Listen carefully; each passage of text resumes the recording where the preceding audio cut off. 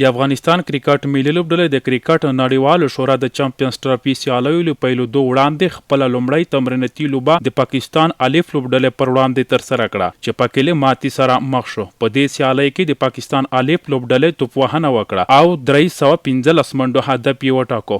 په جواب کې افغان لوبډلې د ټولو لوبغاړو په سوځېدو سره یوازې 140 منډې جوړې کړې او په دې توګه یې د 115 منډو په توپیر ماتې ومنله. د افغانستان کرکټ بورډ د معلوماتو له مخې افغان لوبډله به د راتلونکي یکشنبې په ورځ د فبرورۍ په 14مه نیټه خپله دویمه تمرینتي لوبه د نیوزیلینډ ملي لوبډلې پر وړاندې د کراچۍ په ملي کرکټ سټېډیم کې ترسره کړي. د یادونې وړ ده چې افغانستان کرکټ ملي لوبډلې لپاره دا تمرینتي سیالۍ د چمپیونز ټرافي سیالیو لپاره د چمتووالي په موخه ډېرې مهمې دي ترڅو لوبغاړي د نړیوالو سیالیو لپاره ښه تجربه ترلاسه کړي او خپلې وړتیاوې لا پسې پیاوړې کړي.